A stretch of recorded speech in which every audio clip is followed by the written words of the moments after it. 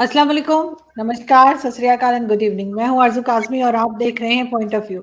हमें जी ज्वाइन किया है सुमीत पीर साहब ने और सब जानते ही हैं सर को। बहुत शुक्रिया कि आज आपने ज्वाइन किया। Thank you so much. Thank you very much ma'am. और सुमित जी, क्या हंगामा चल रहा है आपके यहाँ? कभी कुछ और कभी कुछ। अभी थोड़े दिन पहले जो है वो एक डिबेट को लेके हंगामा था और अब अग्निपथ। वैसे इससे मुझे बच्चन साहब की मूवी याद आती है, लथ पथ अग्निपथ। मुझे बस वो डायलॉग याद है, मूवी इतनी याद नहीं। तो क्या कहेंगे आपके ये सब कुछ क्या हो रहा है? और रोज न्यूज आ रही है, ना सिर्फ इंडियन टीवी पे, पाकिस्तान टीवी पे भी दिखाया जा रहा है। बहुत हंगामा। इतना तो मैं समझ सकती हूँ कि 4 साल के लिए जो है वो फौज में जाया जा सकता है, लेकिन उसके ऊपर इतना हंगामा किस बात का है? देखिए आरजू जी, पहली बात तो शो पे बुलाने के लिए धन्यवाद। हमारे यहाँ जो भी चीज होती है, जियो पॉलिटिक्स में जो भी चीज होती है, उसके कई सारे डायमेंशन होते हैं। मैं मानता हूँ कम से कम 6 डायमेंशन होते हैं, 5 to 6 डायमेंशन ऑलवेज है। कोई जो हमें दिखता है 2 डायमेंशन दिखते हैं, बट उसके 3 या से 4 डायमेंशन हमें नहीं दिखते। अब इस अग्निपथ की बात करें, अगर आपको मैं पहले एक फैक्ट बता दूं, आपको पता दुनिया में सबसे ज्यादा आर्मी अभी इंडिया की है नंबर्स में। चाइना की हमसे लगभग दुगनी होती थी। चाइना ने करीब 1 मिलियन से कम आर्मी कर दी, करीब 2 मिलियन थी उनकी। हमारी 1.3 मिलियन है। पहला पॉइंट तो सबसे बड़ी आर्मी इंडिया की, सबसे ज्यादा मैन पावर इंडिया के पास। तो सबसे ज्यादा कैपिटल एक्सपेंडिचर किसका होगा? सैलरीज, बोनस, खर्चे, पानी, इंडिया के। दूसरे पॉइंट, आज जो नेटवर्क, आज हम वॉरफेयर की बात करते हैं, warfare is driven by AI, warfare is driven by network centric warfare is driven by automation, warfare is driven by drones, warfare technology driven होगा। network centric warfare is a very essential part of warfare, कि कितने आपके accurate missiles है, कौन से systems है, कितने laser guided missiles है। कॉम्प्लिकेट नहीं करते इसको, और आपका नेटवर्क कैसा है और how can anybody manage, manipulate और कंट्रोल योर नेटवर्क। उस पे आज लड़ाइयां हो गई है। लड़ाइयों में आज जीत दिलाता है artificial intelligence and advancement of weaponry. आज वो फौज वाली लड़ाई कम रह गई है। अगर आप देखिए, वो मतलब जो तलवारों वाली तो थी नहीं, बंदूकों वाली लड़ाई भी 62 वाली या उसके बाद वाली लड़ाइयों से कंपेयर करें तो कंप्लीटली बदल गया है। आज your kind of technology can determine. आप पीछे आपने देखो, एक मिसाइल हमारे से गलती से आपके यहाँ आके निकल गया था, नहीं गलती थी वो वैसे तो, अब जो भी था। तो आज, पर मैं आपको उस दिन भी यही कह रहा था कि अगर वो इतनी देर पाकिस्तान एयर स्पेस में था तो पाकिस्तान ने किया क्या इसको इंटरसेप्ट करने के लिए? लड़ाई आज वहां चली गई है। सो एक आपको 2 चीजें करनी है। आपको काफी अपना बजट रखना for capital expenditure. Capital expenditure है जहां पे अल्ट्रा मॉडर्न हथियार, वेपन सिस्टम खरीदते हो, मेंटेन करते हो और अपग्रेड करते हो। 3 स्ट्रेट प्रोसेस है, बाइंग, मेंटेनिंग एंड अपग्रेड। इनका अपग्रेड भी बहुत कॉस्टली होता है। दूसरी बात है आपको कि आपके पास कितनी एडवांस्ड वॉर मशीनरी, कितना पैसा रिसर्च में लगाते हो और कितना प्रोडक्शन आप इंडियनाइज करते हो, ताकि आपकी बाहर से कम डिपेंडेंस कम से कम हो। अगर आपके पास फौज बहुत बड़ी है, 2 फैक्टर आते हैं, एक तो खर्चा, पानी, बोनस, ये सब। दूसरी बात, एवरेज एज जो सिपाही की है वो एवेंचुअली बढ़ जाती है। अभी क्या जो वॉरफेयर है, आपको सिपाही का जो एज है यंग चाहिए, और आपको पैसा एलोकेट करना टुवर्ड्स कैपिटल एक्सपेंडिचर। अगर आज हमारी पाकिस्तान से कन्वेंशनल वॉर में superiority is not because of all we number, also again the kind of weapons we have. About Indian Air Force number 3 is not because of the quality of pilots only, it's the machines we have. तो ऐसे कई, मतलब उस पर कभी debate detail में बात करेंगे कि क्या क्या क्राइटेरियाज होते हैं, but the important thing is कि हम उसके लिए पैसा एलोकेट कर पा रहे हैं। तो इस सब को अब ये काफी कंट्रियों ने, 6-7 कंट्री, चाइना, यूनाइटेड स्टेट्स, काफी यूरोपियन कंट्रियों ने ये लॉजिक लाया है कि भाई हम ऐसे, अब ये जो अग्निपथ है और जो इसमें आएगा अग्निवीर, इसको हम लेके चलेंगे। अब इसका एडवांटेज क्या है? सबसे पहले आप यंग लड़कों को लेंगे, लेडीज को लेंगे, बच्चियों को लेंगे, और after 4 years one of the 4, 4 में से एक को 15 साल का कमीशन मिलेगा। जबकि ये 5 साल वाली स्कीम शॉर्ट सर्विस कमीशन भी है, ये अफसरों के लिए अब भी चल रही है। ऐसा नहीं कि ये सिर्फ जवानों के लिए, अफसरों के लिए भी है। अब उसमें क्योंकि अब बच्चे बाकी करीब ये जो है लोग जो बचते हैं, 3 लोग 4 में से, अब उनके लिए आज क्या कर रही है डिफेंस, डिपार्टमेंट ऑफ डिफेंस ने 10% रिजर्वेशन दी, आसाम राइफल्स ने दी, सिविल एविएशन मिनिस्ट्री, काफी लोगों ने रिजर्वेशन कर ली, ताकि जब वो वहां से निकलते हैं वो उनको सीआरपीएफ, बीएसएफ, आईटीबीपी, जितने हमारे जिन्हें हम कहते हैं अलाइड फोर्सेस हैं या जिन्हें हम कहते हैं, तो उनमें उनको रिजर्वेशन मिलेगी। ठीक है, अगर, और ये तो हुआ उसका what is the thought process behind it. Thought process अच्छा है। दूसरी बात जो लोगों को नहीं पता लग रही है, जहां सारा गड़बड़ की जा रही है, 97% रिक्रूटमेंट अभी ट्रेडिशनल वे से होगी, केवल 3% आजू जी, केवल 3% रिक्रूटमेंट इस नई स्कीम से होगी अभी हाल फिलहाल। और दूसरी बात, एस्टिमेट है इस नई स्कीम से करीब 46,000 लोग आएंगे। अगर आप निकाले 1/4 अब्जॉर्व हो ही गए तो बचे 34,000 लोग। अगर मैं आज कैलकुलेट करूं, मैंने अपने नेशनल टीवी पे बोला था, जितने लोगों ने रिजर्वेशंस दी है 10-10% की, मिनिस्ट्री ऑफ डिफेंस ने, आसाम राइफल्स, सिविल एविएशन और भी लोग देंगे, या पुलिस में उनको प्रायोरिटी मिलेगी, बीएसएफ में, सीआरपीएफ में प्रायोरिटी मिलेगी। अगर मैं आज उनकी जॉब देखने की प्रोबेबिलिटी को देखूं, their probability is almost 40 to 50%. If I look at the number of reservations, और 34,000 लोग ऐसे होंगे जिनको कमीशन नहीं मिलेगा। अगर मैं रिजर्वेशन से कंपेयर करूं तो 40 to 50% प्रोबेबिलिटी मैथमेटिकली उन्हें दूसरी जगह नौकरी मिलने की। और अगर आप अग्निवीर स्कीम से बाहर हो, आपकी प्रोबेबिलिटी 1 out of 1,000 या 1 out of 10,000 है वो नौकरी मिलने की। तो अब मुझे यहाँ समझ नहीं आ रहा, अगर यहाँ मैथमेटिक्स को क्यों नहीं लगा रहा, एक सिंपल लॉजिक क्यों नहीं लगा रहा। अब यहाँ आती है सियासत, अब यहाँ आती है राजनीति। ये मैंने आपको लॉजिक समझाया, मैथमेटिक्स समझा। तो logically it is good, it is a need of the hour, काफी सारी कंट्रियां कर रही। मैथमेटिकली मैंने आपको बता दी, अगर मैं आज, खैर मेरी तो उम्र निकल गई बहुत पहले, अगर मैं इससे निकलना था तो my probability of getting a job is 40 to 50%। और ये रिजर्वेशन से ट्वीकिंग और हो सकती है, बढ़ सकती, कोई दिक्कत नहीं। एक और चीज भी हमारे यहाँ आ सकती है, वो है ऑक्सिलरी पुलिस। अगर सिंगापुर जैसी कंट्री में जाए, यूएस में जाए, एक ऑक्सिलरी पुलिस होती है, वो क्या करती है, जो जैसे हमारे यहाँ क्या करता है, बेचारा पुलिस वाला नाका भी लगाता है, कत्ल की इन्वेस्टिगेशन भी करता है, पीएसओ भी बन जाता है, लाठीचार्ज भी करता है, बैरिकेड भी लगाता है, उससे हर काम करा देते हैं। कोई होली, दिवाली, ईद उसकी छुट्टी नहीं होती।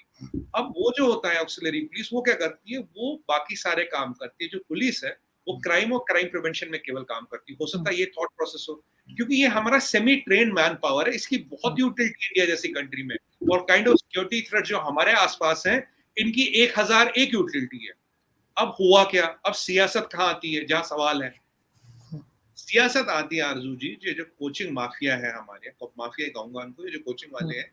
कोचिंग एक ऐसा काम है आरजू जी, मैंने 2004 में एक, जहां मेरा एम्प्लॉय था, तब मैं एमएनसी के लिए काम करता था, मैंने आईआईटी का कोचिंग मार्केट स्टडी किया 2004, 18 साल पहले। उसकी वैल्यू थी $1 बिलियन। कितना? $1 बिलियन। और ये ऐसा काम है जो आपके 100 बच्चे अगर आपके यहाँ पढ़ते हैं, उनको भी पता, आपको भी पता है, 99 बच्चे पास तो होंगे ही नहीं, पर वो पैसे भी पूरे देंगे, फीस भी पूरे देंगे, आप उनसे पूरा लोगे भी। यहाँ जब आईआईटी बड़े इंडिया में, मैं जानता हूं, मैं नाम नहीं ले सकता, यहाँ किस किस ने ऑब्जेक्शन नहीं लगाई। उनका मंशा था 4 ही आईआईटी रखो। आईआईएम बढ़ते हैं उसमें ऑब्जेक्शन लगाती है, एम्स बढ़ते उसमें ऑब्जेक्शन लगाती है। इंडिया जैसी कंट्री को 100 आईआईटी, 100 आईआईएम क्या 1000 चाहिए। बट यहाँ जब नंबर बढ़ते हैं तो ब्रांड की वैल्यू थोड़ी घटती है, तो इकोनॉमी, जो डिमांड सप्लाई का साइकिल होता है वो खराब होता है।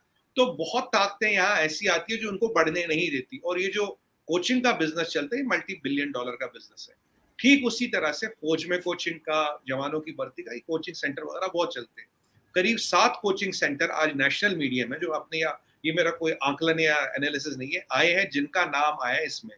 और एक कोचिंग सेंटर के वीडियो भी निकले हैं कि भाई व्हाट्सएप पे तुम्हारे साथ ये होगा। अब देखिए, जो बच्चा है जो हमारे गांव देहात में है, 17-18, उसे ज्यादा नहीं पता, उसे जियोपॉलिटिक्स नहीं, उसे पता नहीं क्या क्या चीजें, उसे बोल दे तेरे पेट पे लात मार दी, ये कर दिया, वो कर दिया, ये तो अपने लोग घुसा रहे हैं, ये, वो बेचारा निकल गया, उसे पता ही नहीं, उसको भड़काया गया। और मुझे बताइए, हमारे यहाँ कहते हैं हमें फौज में भर्ती होना है। आपको फौज में भर्ती होना, भाई आप ट्रेन चलाओगे क्या? 12 ट्रेनें फूकी कल आरजू जी, 12 ट्रेनें एक रेलवे स्टेशन को 3 लाख रुपए ले गए। वो आदमी फौज में आएगा? एक आदमी कह रहा मुझे फौज में नहीं लोगे तो मैं आतंकवादी बनूंगा। अब मैं फौज में नहीं हूं, मेरे जैसे मिलियंस ऑफ पीपल, 1.35 बिलियन में से 1.34 बिलियन पीपल मतलब आर नॉट इन फौज। करेक्ट? हमारी 99% आबादी फौज में नहीं। क्या हम आतंकवादी है? क्या ये जो देख रहा दर्शक ये आतंकवादी, आप आतंकवादियों में नहीं हो ना? हम फौज में नहीं है, चाहे मेरी भी एस्पिरेशन एक दिन थी फौज में जाने की, नहीं जा पाया, पर मैं आतंकवादी नहीं बना ना। ये धमकी है ना, ये आदमी तभी बोलता जब उसको भड़काया जाता, जब उसका ब्रेन वॉश किया जाता, जब उसको रियल पिक्चर नहीं दी जाती है। अब बोलते सियासत क्या है? देखिए, पहले था शाहीन बाग, खत्म, फिर ये खत्म, किसान खत्म, अभी पीछे ये नुपुर शर्मा वाला, ये खत्म हो गया। हिजाब आया था बीच में, हिजाब, हाँ सॉरी, भूल गया था मैं। लिस्ट बड़ी हो रही है आरजू जी, अब मेरी भी मेमोरी छोटी हो रही, लिस्ट इतनी बड़ी हो रही है। अब ये नया शगुफा, मैंने आपको पहले भी आपके शो पे, अपने नेशनल टीवी पे कई बार बोल चुका आरजू जी, यहाँ हमेशा पॉलिटिकल पार्टियां कुछ ऐसा मुद्दा ढूंढती है जो पैन इंडिया मुद्दा बने। भाई तुम्हारे पेट पे लात, भारतीय की फौज में तुम्हारे दरवाजे बंद, तुम्हारी नौकरी छीनी गई। अब वो बेचारा गाँव में उसे नहीं पता, उसको इतना एक्सेस नहीं है, वो आ गए, वो अब वो हो गया, फिर कहते जी हम तुम्हें सपोर्ट करेंगे, तुम भारत बंद करोगे। तो भारत बंद का मतलब है भाई तू सिपाही बनना चाहता मेरे भाई, बनो सिपाही, देश के सिपाही बनो, पर ट्रेन जला के सिपाही बनोगे क्या? रेलवे स्टेशन लूट के सिपाही बनोगे क्या? और किस फौज के नाम पे? जो फौज देश के लिए अपनी जान दे देती है, जो इन सब एसेट्स को बचाती है, उस देश को बचाती है जिसको आज तुम जला रहे हो। और पॉलिटिशियन क्या कर रहे हैं? ये पॉलिटिकल पार्टी, नाम नहीं लूंगा, आरएलडी का नाम लेता हूँ, चलिए, एक्स वाई जेड, हम आपको सपोर्ट कर रहे हैं, आप ये करो, हम आपको सपोर्ट कर रहे हैं। उनको समझाना चाहिए, इनको जो मैं आपको फैक्ट दे रहा हूँ वही फैक्ट दे, उनको समझाए। और आजू जी कोई भी नई चीज आएगी, किसी लोग को अच्छी लगेगी, नहीं लगेगी, आपको साइलेंट प्रोटेस्ट का हक है, आप भाई मेरे प्रोटेस्ट करो, मैं नहीं रोकता आपको, आपको हक है, मैं कौन हूं तो मेरी औकात क्या आपको रोकने वाली? पर ट्रेन फूकने की, आगजनी करने की, पत्थर लगाने की, रेलवे स्टेशन को लूटने की, नेशनल प्रॉपर्टी डिस्ट्रॉय करने की, ये हक तो नहीं है ना आपको। और आपको ये समझना पड़ेगा हमारे जवानों को, आपको यूज कौन कर रहा है, कौन अपनी राजनीतिक रोटियां आपके कंधों पे रख के सेक रहा है, आपके कंधों पे राजनीतिक रोटियां सेकी जा रही है। और ऐसा करके आपको जो है जॉब तो नहीं मिल जाएगी, ऐसा करने से कोई मकसद तो हासिल नहीं हो जाएगा ना जो करना चाह रहे हैं, अचीवमेंट तो कोई नहीं होगी। आरजू जी, आज 86 लोग गिरफ्तार हो गए, एफआईआर हो गया, अब जिंदगी भर उनके ऊपर एफआईआर है, जब तो उन्होंने ये क्या जोश में आ गए। पर ये कोचिंग माफिया वाला सर्कल, ये पॉलिटिशियन वाला सर्कल, देखिए मैं आपको शॉर्ट में बता दूं, एक हमारे केमिस्ट्री में टेम्परेचर होता है, थ्रेशोल्ड टेम्परेचर, ये इग्निशन पॉइंट, कोचिंग माफिया वालों ने वहां तक लाके छोड़ दिया, उसके बाद पॉलिटिशियनों ने उबाल दिया। अगर इन दोनों को निकाल दिया जाए और जवानों से संपर्क किया जाए, यूथ से संपर्क किया जाए, उन्हें समझाया जाए, ये मसला ही नहीं है। और लास्ट चीज में बिना बहुत विनम्रता से बोलता हूँ, भाई फौज एम्प्लॉयमेंट जनरेशन स्कीम नहीं है, मनरेगा नरेगा हमारे यहाँ दो बड़ी स्कीमें चलती है एम्प्लॉयमेंट जनरेशन की, ये वो नहीं है। अगर आपको दिक्कत है, आपत्ति है, वहां एनरोल कराइए, बहुत नौकरी है इंडिया में, काम की कोई कमी नहीं है। फौज इज नॉट मनरेगा नरेगा। मैं आपसे ये विनम्र निवेदन करता हूँ, आप इस बात को समझिए, फौज बहुत बड़ी चीज है, फौज। और अगर आपकी मानसिकता ट्रेन को जलाने की, आप फौज में जाने की बात कर रहे हैं यार, वहां तो अगर जिस दिन आपके यहाँ यूनिफॉर्म लग गई और हाथ में राइफल आ गई, उस दिन तो आप जान देके भी ट्रेन को बचाने आपका काम हो जाएगा। और आज उसी ट्रेन को जला के कह रहे मुझे फौज में ले रहे, मैं ट्रेन जला रहा हूँ। पर मैं उनको दोष नहीं देता, देखिए यंग लड़के हैं, ये कोई कोचिंग सिखा सेंटर, रहा है उनको, कोई ना कोई उनको ये ब्रेन कोचिंग वॉश कर सेंटर रहा है। वाले 7 के खिलाफ तो एफआईआर हो गई है, और बाद में ये पॉलिटिशियन जो आग में घी डालने का काम करे, अगर इन दोनों फैक्टरों को निकाला जाए, मैं आपको गारंटी दे रहा हूँ 3 दिन में मसला खत्म। और आज मसला थोड़ा शांतिपूर्ण रहा है, कम्युनिकेशन जारी, और आपका देश है, आप आइए बताइए आपको क्या चाहिए, क्या चीज संभव नहीं है, या हम करोड़ों नौकरियां हैं इंडिया में, तो मतलब ये कौन सा तरीका है, आग लगाना, आगजनी करना। और उनमें से कुछ लोग बाय द वे जो अरेस्ट हुए हैं, जिनके खिलाफ एफआईआर है, वो पॉलिटिकल पार्टी के वर्कर्स, ये मैं कहना आपको भूल गया था, वो पॉलिटिकल पार्टी के वर्कर जवान बन के आग लगा रहे हैं, मेरे को आर्मी में नहीं ले रहे हो, पर मैं क्या हूँ, पॉलिटिकल पार्टी का वर्कर हूँ। ये चीजें भी सामने आई है। देखिए हमारे यहाँ बिना राजनीति के कुछ नहीं होता। कोई चीज हम बोले कुदरती है, कुदरती तो कुदरती, तो बिरयानी भी नहीं थी शाही आरजू जी। वो हमारे यहाँ भी नहीं होता, हमारे यहाँ भी हर चीज के पीछे कहीं ना कहीं पॉलिटिक्स जरूर होती है, जो भी हंगामा होता है। लेकिन साथ साथ अगर हम बात करें, ये सबसे पहले, बल्कि आगे बढ़ने से पहले मैं जरूर कहूंगी कि जो लोग भी हमें देख रहे हैं, उनको चाहिए कि वो इस तरह, अगर वो उसमें इन्वॉल्व हैं कि जो हंगामा वहां पे चल रहा है भारत में, तो हम सबसे यही रिक्वेस्ट करेंगे कि आप समझने की कोशिश कीजिए जो सुमित जी बता रहे हैं, और इस तरह की हरकतें ना कीजिए। ऐसा करके आप सिर्फ अपने आप को और अपनी कंट्री को नुकसान कर रहे हैं।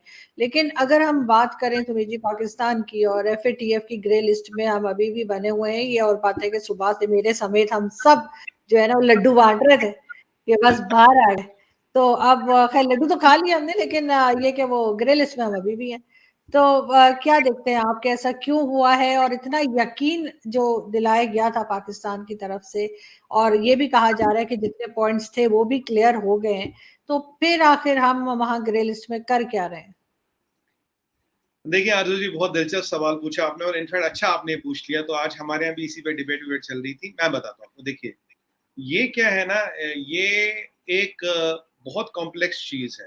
देखिए सबसे पहली बात, पिछले 2 महीनों में मुझे नहीं लगता आपकी सरकार ने ऐसा कुछ किया कि भाई पॉइंट मीट हो गए, सब कुछ हो गया। आई थिंक लास्ट मीटिंग कभी दो तीन मई मार्च में हुई थी कुछ, तो मार्च से लेके अब तक अप्रैल मई जून में ऐसे कौन से किले गाड़ लिए कि खंबे गाड़ लिए कि भाई सब कुछ ठीक हो गया? पहली बात ये है। नियाजी साहब खुद कहते हैं 40,000 टेररिस्ट यहाँ घूम रहे हैं, उनमें से कितने पकड़े गए? लकवी तो अब भी बाहर घूम रहा, चाइना अब भी उसको यूएन में ब्लॉक कर रहा है, डेजिग्नेटेड टेररिस्ट बोलने में, ठीक है। हाफिज सईद आपके अंदर जाते, जब एफएटीएफ निकल जाता बाहर आ जाते, जब वो धमाका ममाका होता तो अपने घर में पाए जाते। लकवी के तो जेल में खैर बच्चे भी हुए थे, ये भी आप जानते हैं। पाकिस्तान की जेल बहुत शानदार है, दुनिया को सीखना चाहिए जेल में कैसे वंश वृद्धि का प्रावधान किया जाए। वंश वृद्धि हिंदी में कहते हैं खानदान को बढ़ाना। तो खैर ये तो, और ऐसा कोई चीज हुई नहीं है मतलब जिसमें हम ये बोल सके पाकिस्तान ने स्टेप लिए।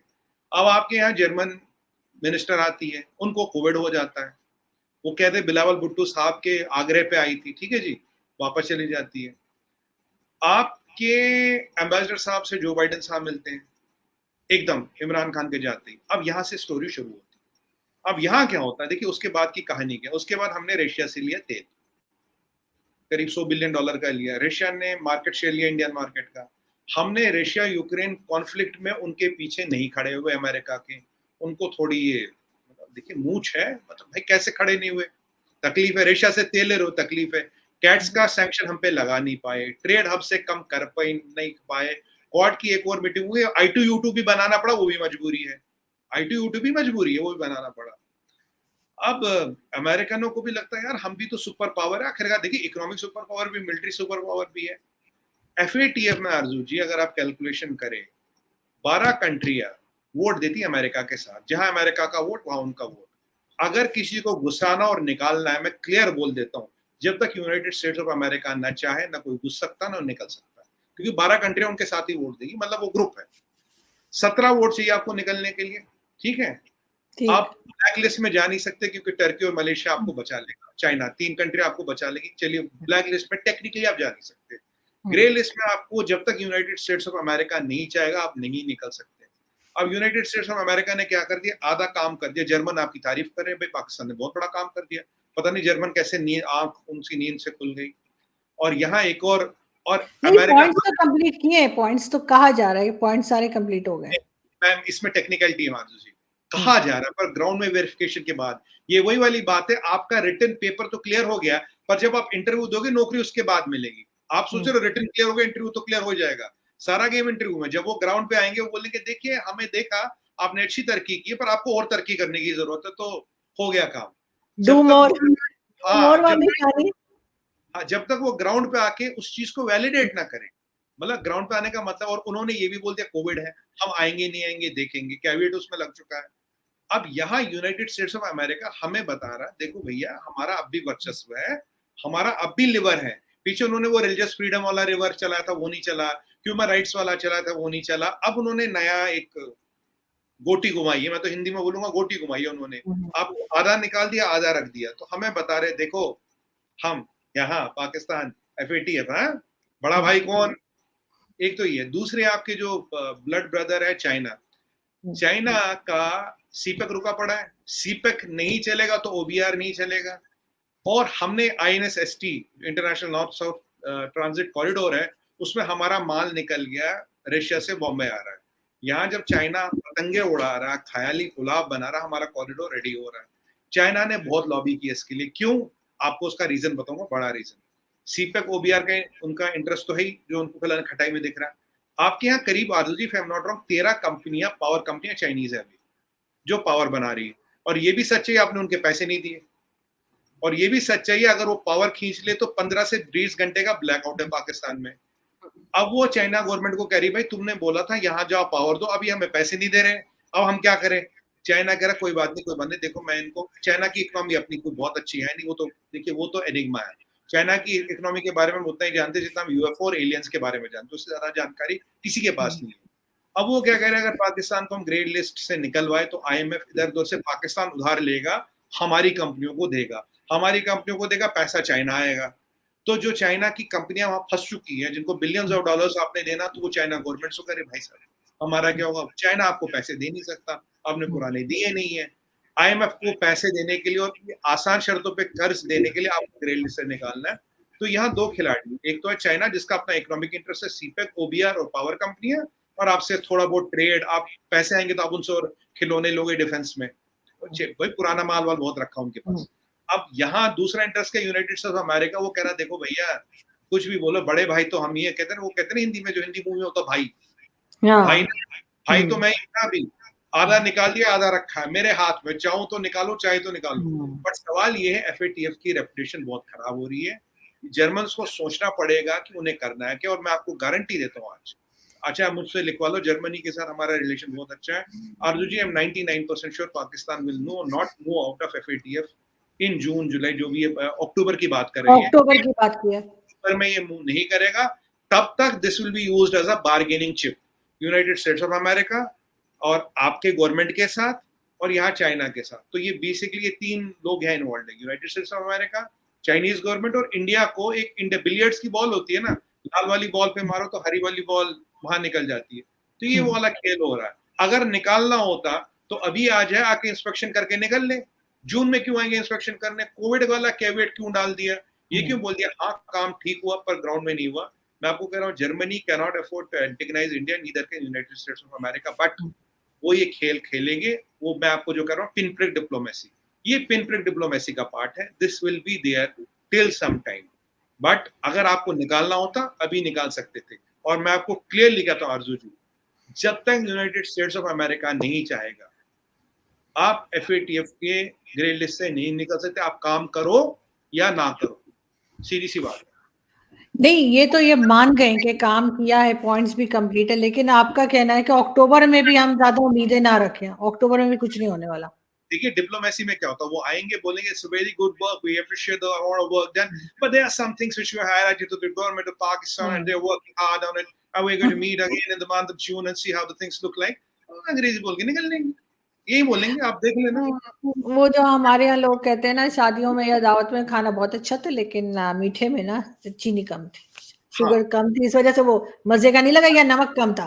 बिरयानी बहुत अच्छी थी लेकिन नमक कम था, नमक तो वो डालना भूल गया मतलब था, तारीफ भी कर दी और साथ बुराई भी कर दी। हाँ, तो ये जो है ना, क्योंकि देखिए आईएमएफ की आप बातें सारी मान रहे हो आजकल, ठीक है, तो यूनाइटेड स्टेट्स भी थोड़े सब्ज बाग दिखा रहा है। और एक और फैक्टर भी है जो मैं, एक सीरियस फैक्टर भी है, देखिए Pakistan is a nuclear arm state, आपके पास न्यूक्लियर वेपन्स है, तो कहीं ना कहीं अमेरिका को ये भी लग रहा है यार, अगर पाकिस्तान डिफॉल्ट करके बिल्कुल बैंकरप्ट हो जाए तो ये हथियार किसके हाथ लगे, ये तालिबानियों के हाथ लग के, वो भी एक दिक्कत है। तो मतलब you can not steal hope, you can not steal hope, you are keeping the hope alive in the hope that things will change. अगर उम्मीद ही नहीं होगी, देखिए अगर उम्मीद ही नहीं दोगे, अगर किसी पेशेंट को भगवान न करे बिल्कुल वो होता है, डॉक्टर एंड मोमेंट पर कहता नहीं कोई बात नहीं हो जाएगा, ठीक है, बाद में आप कहते हो देखो जो भगवान की मर्जी, तो होप दे रहे हैं but they are not going to do it because FATF will lose credibility, United States will not want it to happen, China चाहेगा हो जाए ताकि उसके पैसे निकल जाए।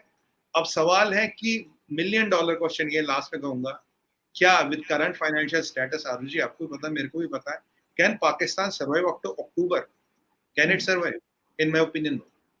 नहीं, मेरा नहीं ख्याल है, लेकिन ये है कि फिर भी आईएमएफ की शर्तें तो मानते चले जा रहे हैं, तो मेरा ख्याल है कुछ ना कुछ फंड इन्हें मिल जाएगा अक्टूबर तक, तो ऑब्वियसली ऐसे नहीं रहा जा सकता। और एक होता है, एक बात तो चल रही होती है, एक जो हम लोग कहते हैं ना बैकडोर डिप्लोमेसी, वो तो कहीं ना कहीं चल रही होगी और कोशिश की जा रही होगी, क्योंकि जब यहाँ तक आए तो हो सकता है कि आगे भी कुछ बेहतरी आ जाए। वैसे सब एक दूसरे को क्रेडिट दे रहे हैं हमारे यहाँ, तो जो करंट गवर्नमेंट है वो आपस में लगी हुई है। इमरान खान कह रहे हैं मैंने किया है, ये अच्छा लगा मुझे, शरीफ साहब का कह रहे हैं कि भाई मैंने किया, नियाजी साहब मैंने कह रहे मैंने किया। जो आईएमएफ का बेल आउट आ रहा, जब प्राइस बढ़ा रहे हो तब शरीफ साहब बोलते हो तो सारा इमरान खान कर गया, मैंने तो कुछ भी नहीं किया, शर्त सारी उसने की। आज क्रेडिट देखिए, आज ये एफएटीएफ में शरीफ साहब क्रेडिट ले रहे, जब प्राइस बढ़ा वो इमरान खान ने किया। यार यार दोनों इमरान खान ने किया, दोनों आपने किए। उधर से भी यही हो रहा है, इमरान खान कह रहे हैं कि वो मैंने के प्राइस जो बढ़ाए वो इन्होंने बढ़ाए, और एफएटीएफ जो है वो मैंने किया है। लेकिन अभी क्लियर कुछ भी नहीं है, एफएटीएफ से जो है निकले नहीं है और आईएमएफ से मिला कुछ नहीं है, तो अभी एक तरह से दोनों साइड्स जो है वो खाली है, एम्प्टी, बिल्कुल कहना चाहिए बॉक्सेस रखे हुए, लेकिन मुबारकबादियां चल रही हैं। Thank you so much sir कि आपने आज ज्वाइन किया, और जल्दी आपसे फिर मुलाकात होगी। Thank you.